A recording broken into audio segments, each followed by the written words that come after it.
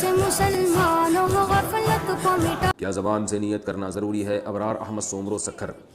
نماز کی نیت کا کیا حکم ہے؟ دل میں نیت کافی ہے یا لفظوں میں سے نیت کرنا ضروری ہے؟ دل میں نیت کافی ہے، زبان سے نیت کو اگر کوئی ثواب سمجھے گا تو یہ بدعت ہے۔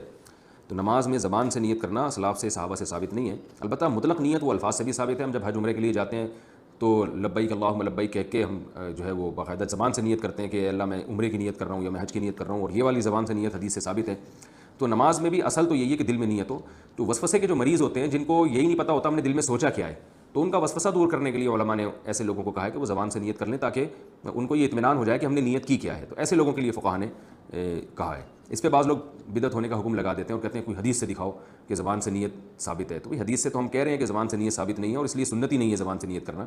باقی اگر کوئی وسوسے کا مریض ہو اور اس کی طبیعت میں قرار حاصل نہ ہو رہا ہو تو پھر اس کے بارے میں زبان سے نیت بدعت ہے یا نہیں تو یہ آپ کسی حدیث سے دکھائیں، کیونکہ مطلق نیت زبان سے تو بہرحال ثابت ہے۔ جیسے حج کے موقع پہ کی ہے، وہ بھی تو اسی لیے کی ہے نا کہ آپ کی جو فکر ہے وہ ایک جگہ مجتمع ہو جائے اور آپ کو پتہ ہو کہ میں نے نیت کیا کی ہے۔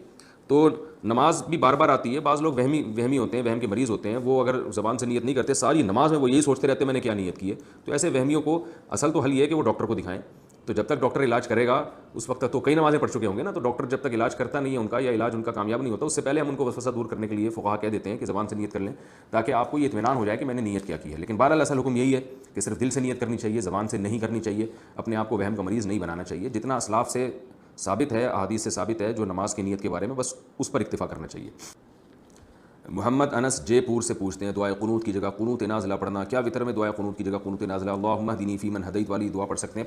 پہلے تو آپ وہ معروف دعا پڑھیں اللہم انا نستعینک ونستغفرک ونؤمن بک ونتوکل علیک، وہ دعا پڑھیں، اس کے بعد یہ والی بھی پڑھ لیں اللہم اہدنا فیمن ہدیت وعافنا فیمن عافیت، تاکہ دونوں دعائیں جمع ہو جائیں تو یہ بہت اچھا ہو جائے گا۔ اور اگر صرف وہ دعا اس دعا پر اکتفا کریں تو احناف کے ہاں وہ والی دعا زیادہ بہتر ہے، لیکن اگر یہ دعا بھی پڑھ لیں گے تو واجب ادا ہو جائے گا۔ تجارت میں بلکہ کوئی بھی دعا آپ پڑھ لیں، قنوت یعنی وطر کی جو آخری رکعت میں دعائے قنوت پڑھی جاتی ہے اس میں کوئی بھی دعا آپ پڑھ لیں گے تو جو دعا کا وجوب ہے وہ ادا ہو جائے گا۔ سنت موقدہ یہی ہے کہ مشہور دعا اقصی کے لیے شیر کی آواز اٹھاؤ۔